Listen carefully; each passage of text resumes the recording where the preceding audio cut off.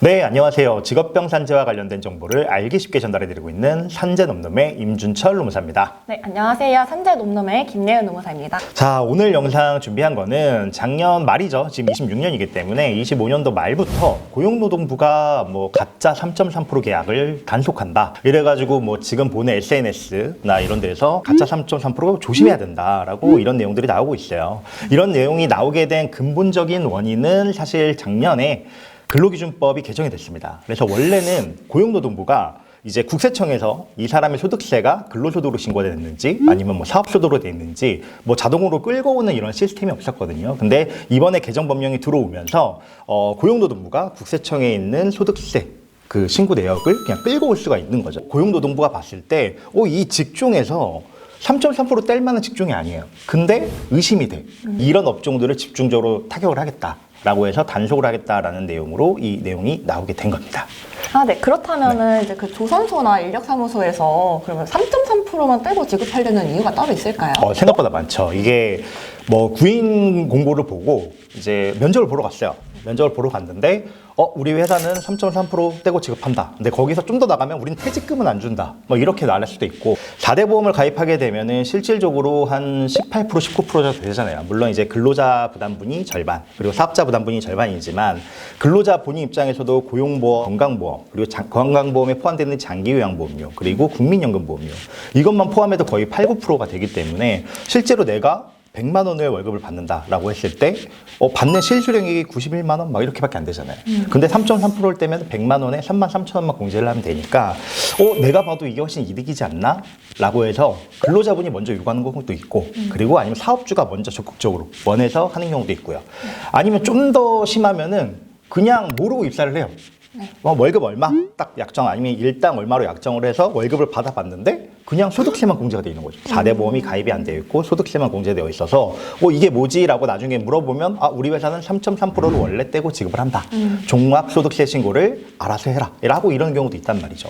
자, 그러면 이게 왜 그렇게 할까요?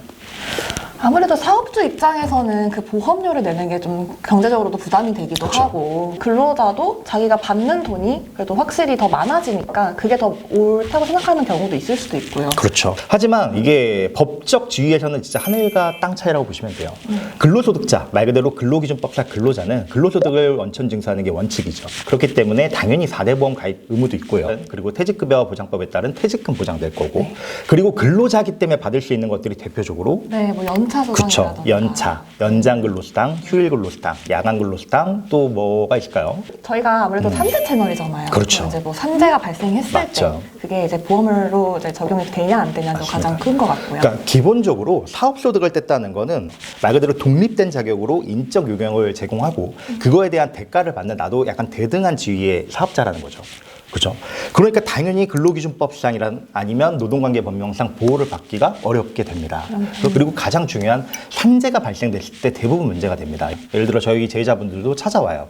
찾아와서 내가 실제로 용접 일을 한 20년 정도 했다. 그래서 저희가 4대 보험 그리고 객관적 직업력을 발급을 해보면 실제로 사업소득만 찍혀있는 거죠. 근로자로 일한 기간은 20년 중에 한 초반에 5년밖에 안 되고 나머지는 사업소득으로 찍혀있어요. 그러면 이거 왜 그렇게 하셨냐? 근데 회사에서 그냥 하라고 했다. 그러면 선생님 월급이나 일당은 어떻게 받으셨는데요? 라고 물어보면은 들어오는 답변이 그냥 일당 13만 원.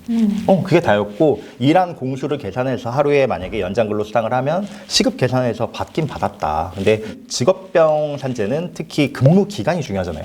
근데 근무 기간이 짧기 때문에 실제로 20년을 근무하고 일한 것도 근로자죠. 근로자로 똑같이 일을 했어요. 옆에 계신 분은 일당 12만 원의 근로소득을 뗀 거고 난 12만 원에 3.3%를 뗐다는 이유로 나는 직업병이나 이런 산재에서 혜택을 못 받을 수도 있죠. 네. 그래서 이게 가장 큰 차이라고 보면 될 것 같아요. 그리고 사업주가 선호하는 이유는 뭘까요? 아무래도 퇴직금을 안 줄 수가 있잖아요. 그렇죠. 네. 그러니까 근로자 입장에서는 퇴직금 못 받고 연장수당 못 받고 실업급여 못 받고 이러지만 사업주 입장에서는 3.3%만 떼면 아까 말한 4대 보험의 사업자 부담분도 거의 한 9에서 10% 정도가 되거든요. 네. 이거 납부 안 해도 되죠. 그리고 퇴직금 안 줘도 되죠. 네. 그리고 물론 이제 산재가 발생할 땐 좀 문제가 될 여지는 있어요. 하지만 그런 리스크를 감안하더라도 이 절감되는 비용이 너무 좋다 보니까 이제 사업주들 입장에서 회사에서는 그냥 권유를 많이 하는 경우가 있죠. 그래서 이제 고용노동부에서도 이런 걸 좀 집중 단속을 하겠다. 이런 내용이 있다라고 보시면 될 것 같습니다. 자, 그럼 노무사님 그런 경우가 있을 수 있죠. 예를 이제 구인 공고를 보고 갔어요. 나는 근로자라고 갔더니 갑자기 회사에서는 오케이, 다 오케이, 월급도 오케이인데 우리는 대신에 사업소득으로밖에 일을 못한다. 3.3% 뗀다. 뭐 퇴직금 이런 건 없다. 라고 했어요. 근데 당장 이제 구직자 입장에서는 일은 해야 되잖아요. 그리고 여기 월급도 마음에 들어. 그러면 3.3%뭐 그렇긴 해도 뭐 실수령이 는다니까. 알겠습니다. 라고 했더니 갑자기 이제 눈앞에 원래 근로계약서가 있어야 되는데 위탁계약서, 용역계약서 뭐 이런 표현의 계약서들이 있는 거죠. 그래서 당신은 나는 근로자가 아니다. 근로기준법 근로자가 아니고 사업자니까 사업소득을 뗄 거고 뭐 이거에 대한 이의 제기하지 않겠다라고 해서 서명을 했습니다. 네, 사실 이거에 대해서 일반 근로자분들 같은 경우에는 내가 서명을 했으니까 퇴직금도 못 받았고 산재 사고가 만약에 나도 나는 보상이 안 되는 건가? 라고 해서 그냥 넘어갈 수도 있잖아요. 그죠? 근데 만약에 이런 서명을 했다라고 하면은 이분이 만약에 산재 사고가 났을 때 산재 보상은 어떻게 가능할까요? 아니면 안 될까요? 이거에 대해 설명을 좀 부탁드리겠습니다. 네, 원칙적으로 사업소득으로 신고를 한 경우는 산재보험이 적용되지 않는 거는 맞습니다. 하지만 이제 산재보험법에서 특례를 적용을 하고 있어서요.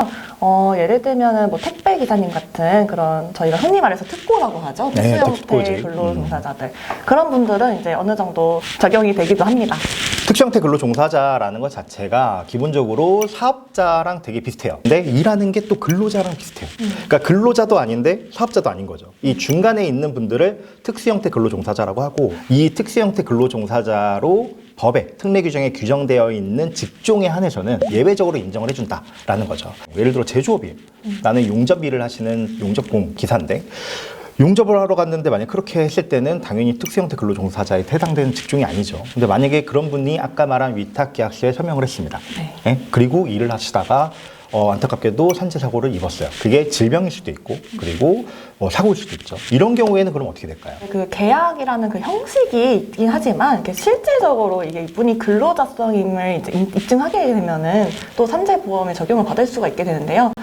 쉽게 말해서 이게 근로자냐 아니냐를 판단하는 요소로는 출퇴근 시간이 정해져 있느냐 아니면 업무하는 장소가 정해져 있느냐 이 일을 내가 하는 일을 이제 어떤 사람이 나한테 지시를 해가지고 내가 이런 일들을 하고 있는 것이냐 뭐 이렇게도 판단해 볼 수 있을 것 같습니다. 그렇죠. 기본적으로는 이제 사용자, 회사죠. 회사한테 지휘 감독을 받냐 이건데 예를 들어 이 사람이 회사에서 너 이날 여기까지 몇 시까지 와. 그리고 몇 시까지 일을 해. 라고 하는 거는 사실상 사업자는 아니죠. 내가 개인 사업자면 그렇게 일하지 않겠죠. 이분들 같은 경우에는 형식적으로는 사업소득이라서 뭐 산재고 퇴직금이고 안 되는 분들이지만 실질이 근로자라고 하면 당연히 근로기준법상 근로자로서 혜택을 다 받을 수 있는 상황인 거죠. 네. 근데 하지만 이거를 입증하는 것들이 좀 간단할까요? 지표들이 있으면 조금 좋을 것 같은데요. 출퇴근 기록지 아니면 뭐 출퇴근할 때 대중교통을 이용하셨다면 뭐 그런 기록들이 남아있을 수 있잖아요. 아니면 뭐 내가 월급을 받았을 때 이런 통장의 내역, 급여 내역이 찍혀 있는 것들 이런 것들도 아무래도 근로자성을 입증하는 데 도움이 될 수 있습니다. 그리고 실제로 업무를 하면서 했던 전화 통화 내역들 그리고 뭐 문자 내역이 될 수도 있고 아니면 요즘 뭐 메신저로 하는 뭐 네. 카카오톡이나 거기서 하는 이제 내용을 보면은 이게 수직적인 관계인지 아니면 수평적인 관계인지는 대충 어느 정도 판단이 가능하겠죠. 하지만 제일 중요한 거는 근로계약서 한 장이 있으면 돼요. 네. 근로계약서를 내가 썼어요. 그럼 근로자인 거예요.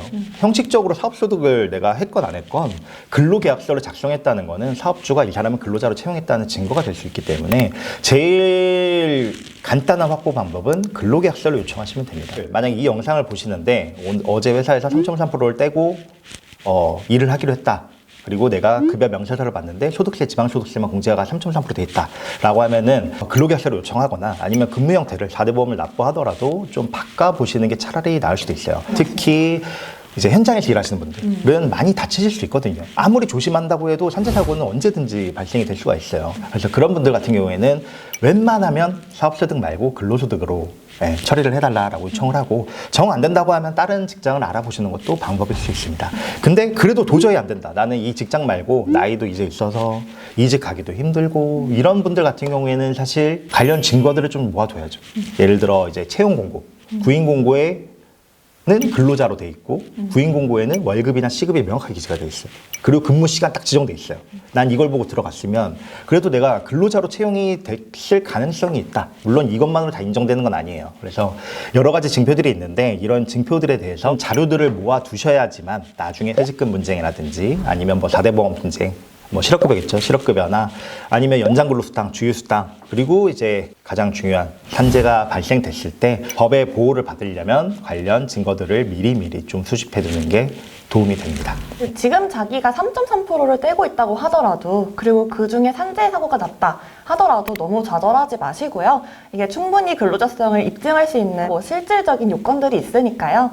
자신의 권리를 끝까지 잘 지켜내시는 그런 분들이 조금 더 많아졌으면 좋겠다는 마음입니다.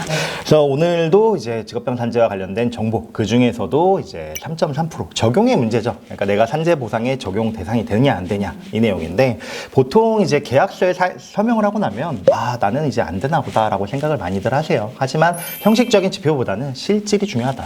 그래서 오늘 좀 설명을 드린 거고 3.3%가 생각보다 많아요. 그러니까 실제로 20년을 근무하셔도 막 직업력이 1, 2년이신 분도 있고 하다 보니까 하지만 그런 분들도 충분히 입증을 하고 산재 보상이라든지 여러 가지 법적 보호를 받으실 수도 있기 때문에 오늘 정보가 조금이라도 도움이 되셨으면 합니다. 앞으로도 더 좋은 정보로 찾아뵙도록 하겠습니다. 산재 논놈의 임준철 노무사였습니다. 김예은 노무사였습니다. 감사합니다. 감사합니다.